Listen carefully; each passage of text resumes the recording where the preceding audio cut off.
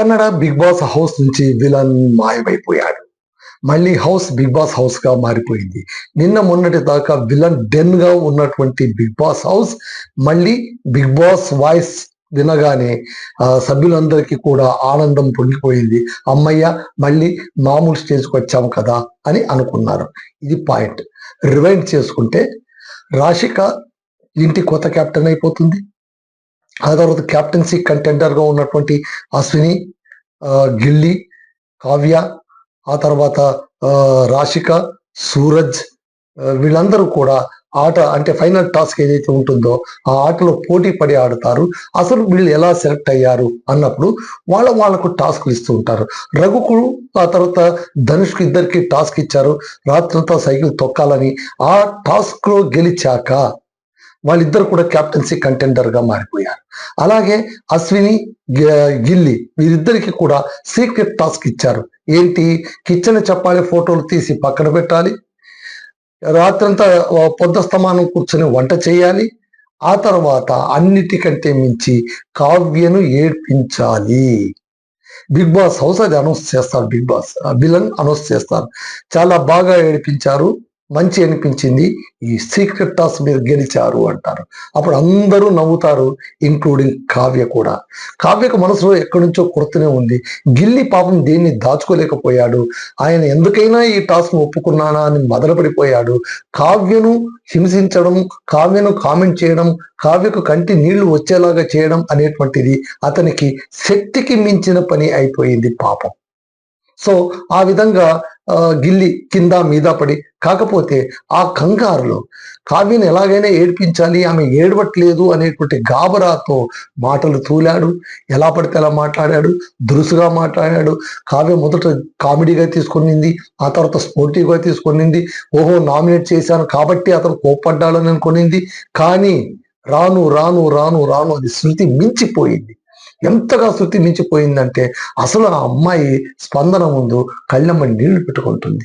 ఎందుకో నాకు అర్థం కావట్లేదు, ఎందుకు గిల్లికి ఏమైంది, ఎందుకు నన్ను ఇంతలేసి మాట్లాంటాడు, వాడి మనసులో నా పైన ఇంత కచ్చ పెట్టుకున్నాడా అని చాలా వెక్కి వెక్కి వేయకపోయినా కళ్ళమ్మ నీళ్లు పెట్టేసుకుంటుంది అనమాట. అదే గిల్లికి కావాల్సింది.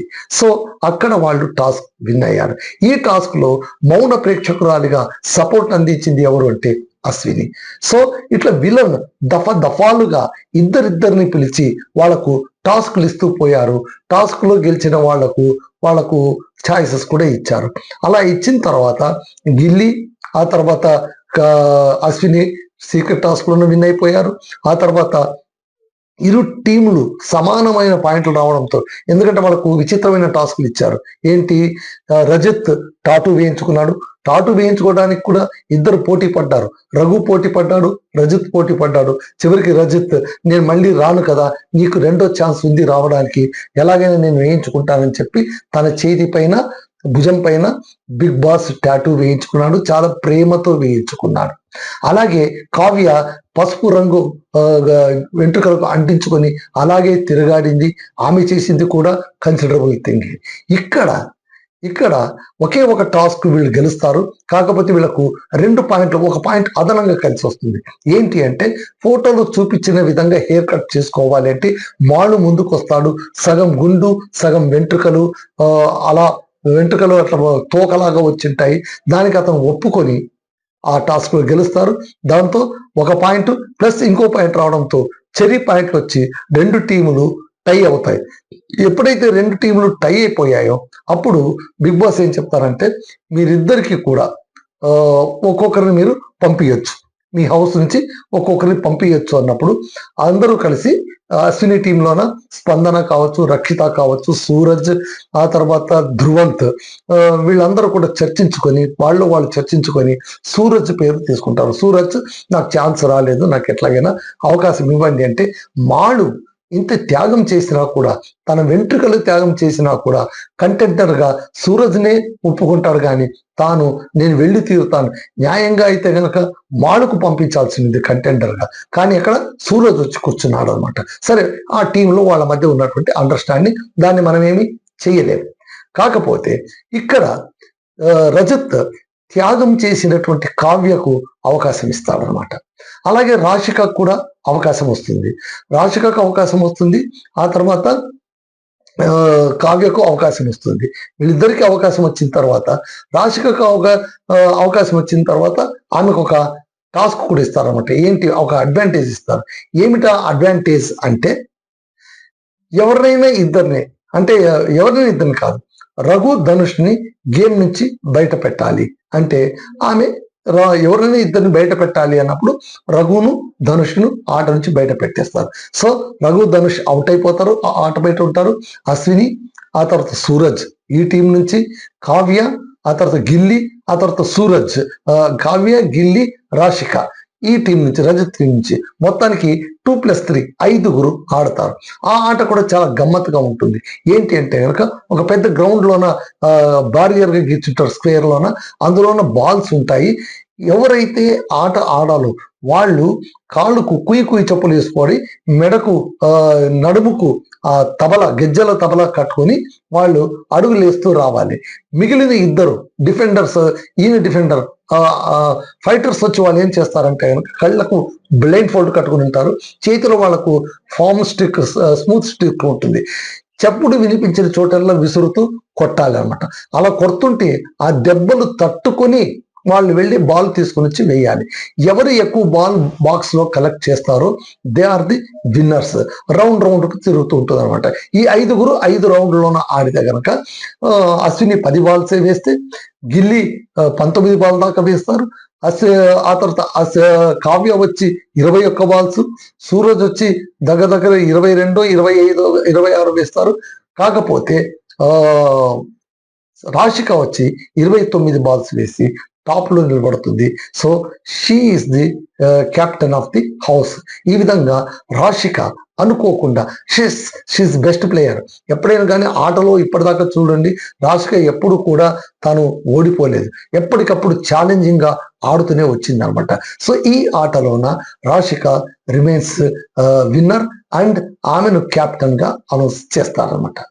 ఆమెను క్యాప్టెన్ గా అనౌన్స్ చేసిన తర్వాత మళ్ళీ అక్కడ ఏంటంటే కనుక అప్పుడు చర్చ మొదలవుతుంది. ఏంటంటే గిల్లి, కావ్య, సో అక్కడ స్పందన అంటుంది, ఎంత డ్రామా ఆడేవరా నువ్వు, ఎన్ని మాటలు మాట్లాడినా నువ్వు, అలాగా ఇలాగని వాడిని బాగా చుడేస్తారు. ఇక్కడ ఇంకొకటి క్రాష్ వచ్చేస్తుంది. గిల్లి, కావ్య మధ్య కొంచెం సంబంధాలు బెరుకైనట్టుగా కనిపిస్తుంటాయి. అలాగే రాశిక, ఆ తర్వాత రాశిక సూరజ్ మధ్య రాశిక వాంటెడ్ గా సూరజ్ను అవాయిడ్ చేయడం మొదలుపెట్టింది. ఎప్పుడైతే నామినేషన్ ఘట్టంలోన రజత్ రొమాన్స్ ని ఇద్దరిది అని ఒక పదాన్ని జారాడో అప్పటి నుంచి తాను అలర్ట్ అయిపోయింది. విశేషం ఏంటంటే ఎవరైతే దారుణంగా రొమాన్స్ అని ట్రోల్ చేశారో ఆ రజత్తోనే సన్నిహితంగా ఉండడం మొదలుపెట్టింది. ఆ రజత్ టీంలోనే చేరింది, ఆ రజత్ టీంలోనే చేరి కెప్టెన్ కూడా అయింది. ఇప్పుడు రజత్తో కూర్చొని టిఫిన్లు తింటోంది, మాట్లాడుతోంది, కబుర్లు చెప్తోంది. ఇవన్నీ చూసి సూరజ్ సహించలేకపోతున్నాడు అనమాట. అదే అశ్వినితో అంటాడు, ఏం జరిగింది అసలు రాశికకు అర్థం కాలేదు, మా ఇద్దరిని అంతగా ట్రాల్ చేసినటువంటి ఆ రజతితోన ఎలా జట్టు కట్టగలుగుతుంది అని. ఇంకా ఒక సందర్భంలోన వీళ్ళిద్దరు, ఎవరు రాశిక, చైత్ర తర్వాత రజత్ చెప్తారనమాట, మీరు 70 రోజుల ఆట చూసి వచ్చారు, మీరు నామినేషన్ చేసేటప్పుడు ఎలా నామినేషన్ చేయాలి, ఎవరిని నామినేషన్ చేయాలి, ఏ కారణాలతో నామినేషన్ చేయాలని ఇప్పటిదాకా కూడా మీకు తెలియకపోవడం దురదృష్టం. మీకు ఆటే తెలియదు. మేము వచ్చిన 15 రోజులు మిమ్మల్ని కొట్టి పడేశామని చైత్ర అంటుంది. అలా కొట్టి పడేయగలిగామంటే మీలో చాలా మందికి ఆట తెలియదనే అర్థం అని వాళ్ళిద్దరూ ఎస్టాబ్లిష్ చేయడానికి ప్రయత్నిస్తారనమాట. సో ఈ విధంగా మనం ఈ 2 రోజుల ఎపిసోడ్లు తీసుకుంటే కనుక అసలు మొదటి ఎపిసోడ్లోనే చాలా దారుణంగా ఏంటంటే, ఒకవైపు ఏమో రాశిక, ఆ తర్వాత సూరజ్ మధ్య విభేదాలు రావడం, పగుళ్ళు రావడం. అంటే ఇక్కడ రాశిక కొంచెం హై హ్యాండెడ్గా అనిపించింది. ఆమె తనకి ఎక్కడికి ఇబ్బంది అవుతుందో అక్కడ అవాయిడ్ చేసేస్తుంది. ఆమె గేమ్ లాగే చూసిందా, గేమ్ లాగే అడ్వాంటేజ్ తీసుకొనిందా సూరజ్తోని, ఇప్పుడు అందరికీ అనుమానాలు రావడం మొదలుపెట్టాయి. సూరజ్ అమాయకంగా ఆమెను నమ్మేశాడా, ఆమెకు అడ్వాంటేజ్ ఇచ్చాడా, ఆమె చెప్పినట్టు విన్నాడా, ఆమె చేతిలో కీలు బొమ్మలాగా నడుచుకున్నాడా, ఆట ఆడడంలో తోపైనా కూడా, స్ట్రాటజీ వేయడంలో అంతో ఇంతో తెలివితేటలున్నా కూడా సూరజ్ ఎందుకు డమ్ అయిపోయాడు? ఎందుకు పప్పెట్లా మారిపోయాడు, అది రాశిక ప్రభావం వలన అని ఇప్పుడు అనలైజ్ చేసుకోవాల్సి వస్తుంది. అలాగే ధ్రువంత్ ఆ తర్వాత అశ్విని వీళ్ళిద్దరు కూడా ఎందుకు ఎక్స్ట్రీమిస్ట్గా పనిచేస్తున్నారు, వీళ్ళిద్దరు ఎందుకు అశాంతితో ఉంటున్నారు, వీళ్ళిద్దరు ఎందుకు ఎప్పుడు చూసినా తగులు వేసుకుంటున్నారు, ధ్రువంత్ ఎందుకు అంత కన్సీల్డ్ గా అంటే షీల్డ్ వేసుకునే వ్యక్తి లాగా ఎందుకు కనిపిస్తున్నాడు, అందరితోనూ వీళ్ళు తగువ పెట్టుకుంటున్నారు. వీళ్ళు తగువ పెట్టుకొని వాళ్ళంటూ ఎవరు లేనే లేరు. మీరు చాలా జాగ్రత్తగా గమనిస్తే ఈ ఇద్దరేమో ఇలాగా, వీళ్ళిద్దరేమో ఇలాగా. గిల్లి కావ్య మధ్య ఎందుకు అలా జరిగింది, అసలు కావ్యను అంతగా ఆయన తిడుతూ ఉంటే ఆమె ఎలా ఓర్చుకోగలిగింది, ఎంత ప్యాట్రిక్ అంటే ఆమె కళ్ళెమ నీళ్ళు వస్తుంది. అసలు కావ్యకు మనసులో మనసు లేదు, గిల్లికి మనసులో మనసు లేదు. గిల్లి చివరికి బిర్యానీ కూడా తినలేదు. అదే మాట అశ్విని చెప్తుంది అనమాట. కావ్య నిన్ను తిడుతున్నందుకు వాడు ఎంత మదన పడిపోయాడంటే చివరికి వాడు బిర్యానీ కూడా తినలేదు తెలుస్తా అంటే, లేదు మీరు ఊరికే కథలు చెప్తారంటే, లేదు నేను నిజం చెప్తున్నాను, వాడు చాలా బాధపడ్డాడు, చాలా ఫీల్ అయ్యాడు, టాస్క్ కాబట్టి చేశాడంతే. పైగా మళ్ళీ మీరెందుకు నివారించలేకపోయారు, మీరెందుకు టాస్క్ అని చెప్పలేకపోయారు అని కావ్య అడిగితే, అలా కాదు నేనేమనుకున్నా అంటే, ఆమె చాలా చక్కగా మాట్లాడదు అశ్విని. ఆమె ఏమనుకుంటుందంటే, నేనేమనుకున్నానంటే ఇంత మాట్లాడుతున్నా, నిన్నింత టార్చర్ పడుతున్నా, నిన్నింత తిడుతున్నా, నువ్వు అక్కడ దగ్గరకు వస్తూనే ఉన్నావు, కిచెన్ దగ్గరకు వస్తూనే ఉన్నావు, వాటితో మాటలు కలుపుతూనే ఉన్నావు, మాటలు పడుతున్నావు, బయటికి వెళ్తున్నావు. బహుశా నీకు కూడా ఒక సీక్రెట్ టాస్క్ ఇచ్చాడేమో విలన్. ఒకవేళ గిల్లి ఎంత తిట్టినా కూడా దాన్ని నువ్వు భరించగలగాలి, అతన్ని నువ్వు రెచ్చగొట్టాలి అని నీకేమైనా టాస్క్ ఇచ్చాడేమో అనుకొని నేను ఊరికైపోయాను అని అంటాడు. ఇది అద్భుతం అనమాట. సో దీనికి ఇంకా కావ్య ఏమీ చెప్పలేకపోతుంది, కానీ స్పందన చాలా హ్యాపీగా ఫీల్ అవుతుంది. ఆ తర్వాత రక్షిత, ఆ తర్వాత రఘు, ఆ తర్వాత గిల్లి మధ్యలో ఉన్న కామెడీ డైలాగ్స్ అవుతుంటాయి. రఘు అంటాడు, ఏం సోంబేర్రా నాయన, నువ్వు ఏ పని చేయలేడు, వీడికి ఏది చేత కాదు అని అంటుంటే, అవునా ఏమీ చేత కాదా అని రక్షిత అంటే, బాత్రూమ్ పోయేది కూడా వేరే వాళ్ళు వాడి పనులు చేస్తారంటే కనుక దాన్ని ఒప్పేసుకుంటారంటే అందరూ పడి నవ్వుతారనమాట. సో అలాగే ఇక్కడ రజిత్ ఆ తర్వాత చైత్ర వైల్డ్ గా గేమ్ మొదలు పెట్టారు. వాళ్ళు డిఫెన్స్ మోడ్ లోనే వెళ్ళిపోతూ ఉన్నారు, వాళ్ళు డిఫెన్స్ కాదు అఫెన్స్ మోడ్ లోనే వెళ్ళిపోతున్నారు, దాడి చేసేస్తున్నారు, రఫ్ గా బండి నడిపిస్తున్నారు, ఎవరికి తగులుతోందో తెలియదు, ఎవరికి గాయాలవుతున్నాయో తెలియదు, బుల్డోస్ చేసుకుంటూ వెళ్ళిపోతూ ఉన్నారు. బట్ ఇది ఎంతకాలం నడుస్తుంది?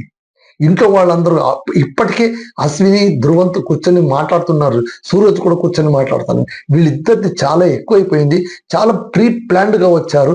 ఎవరెవరిని టార్గెట్ చేయాలి, ఎవరెవరిని ప్యాంపర్ చేయాలి, ఎవరిని దగ్గరకు తీసుకోవాలి, ఎవరిని దూరం చేయాలి అన్న విషయంలో వాళ్ళకు చాలా స్పష్టత ఉంది. ఆ స్పష్టతతోనే వాళ్ళు ఆడుతూ ఉన్నారు.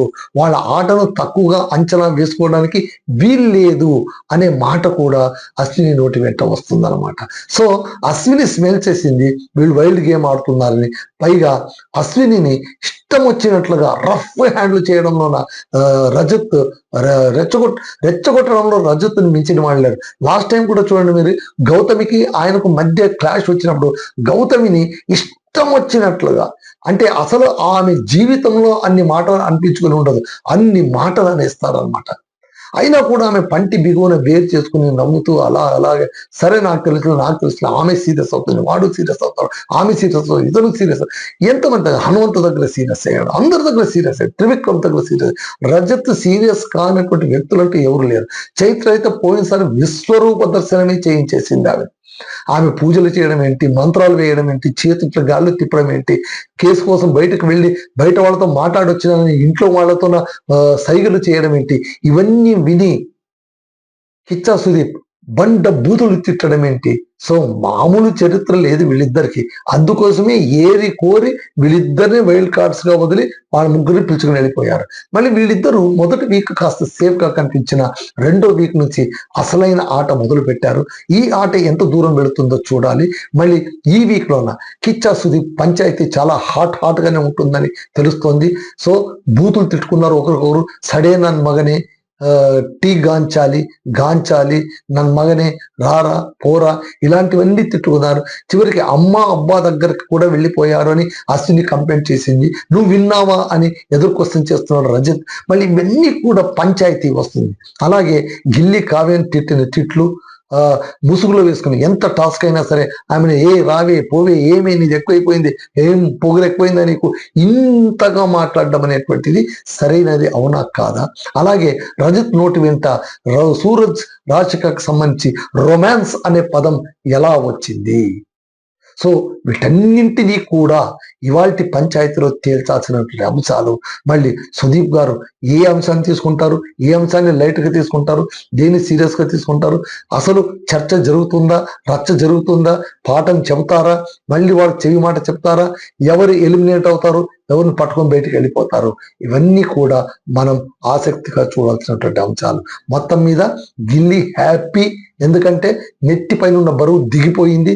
కానీ రజత్, ధ్రువంత్, సూరజ్ వీళ్ళందరూ బండ బూతులు తిట్టుకున్న తర్వాత మొట్టమొదటిసారిగా మనకు అనిపించింది గిల్లీ కామెడీ ఎంత హెల్తీ కామెడీ రా నాయన, చాలా సాఫ్ట్ గా ఉంది, చాలా హాయిగా నవ్వుకోవచ్చు, వీళ్ళలాగా బూతులు తిట్టడు అని మనకు అనిపించింది. కాకపోతే ఎంత మాట్లాడుకున్నా కూడా గిల్లీ దగ్గర రజత్కి ఎందుకో చాలా సాఫ్ట్ కార్నర్ ఉంటుంది. దానికి కారణం ఏంటో మనం ఆలోచించాలి. సో చూడాలి మళ్ళీ ఎవరెవరు ఆడతారు, ఎవరెవరు ఉంటారు, ఎవరు బయటికి పోతారు. ఎందుకంటే టఫ్ గా ఉంది. ఈసారి మళ్ళీ ధ్రువంత్ పోతాడంటే లాస్ట్ టైమే పోవాల్సింది, అతను పోలేకపోయాడంటే బయట ఆయనకు ఫ్యాన్ బేస్ ఎక్కువగా ఉందా ఆలోచించాల్సి ఉంటుంది. అలాగే స్పందన ఏమన్నా వెళ్ళే అవకాశాలు ఉన్నాయా?